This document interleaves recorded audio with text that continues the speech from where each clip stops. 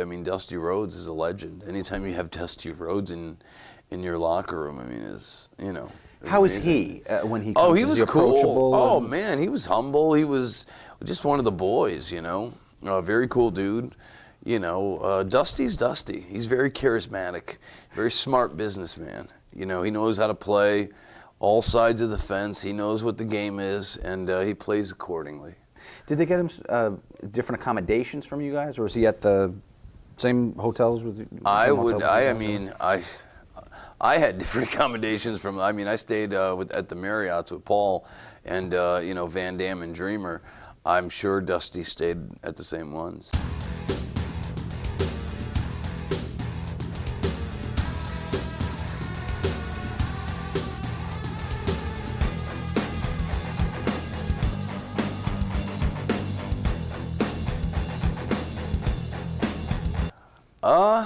Did you know of him prior? I'd heard of him. Okay. To this day, I've never heard any of his stuff. I hear he's pretty good. I hear he's very Howard Stern, shock jock style. You know, look, it's anything to get publicity. You know, and I'm a fan of that. And he had one of the hottest rated shows in, I believe it was Tampa at the time. Yes. And I mean, why not? How was the match itself? I'm sure, I don't remember, but I'm sure it was brutal, like bad brutal. Like, you know, pretty bad, you know, because Fonzie was no gem either, but, you know, it's like the blind leading the blind in there. But I don't think anyone tuned into that for the well, yeah, for the work rate. And I'm sure it didn't go very long, you know.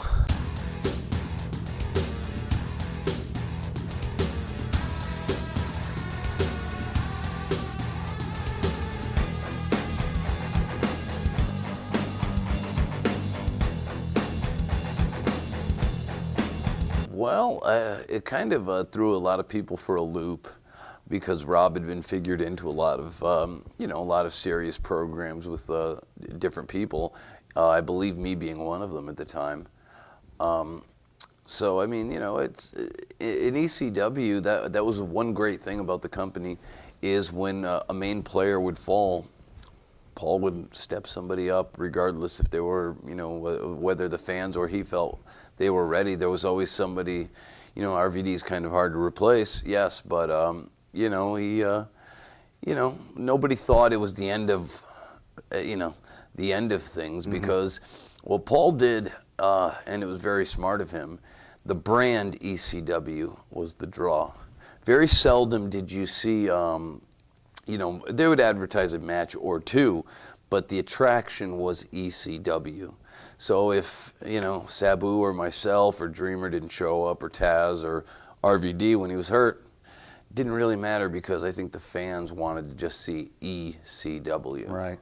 So what Vince had tried to do for years with WWE to just make the marquee. Yeah. The 3 letters enough. Yeah, and to sell it's, a ticket. you know, it's as close now as it's ever been, really. Was the deal made? Is this something Paul brokers?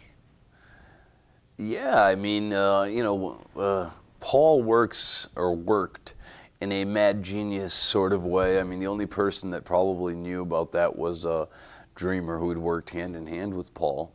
We weren't really privy to a lot of that stuff.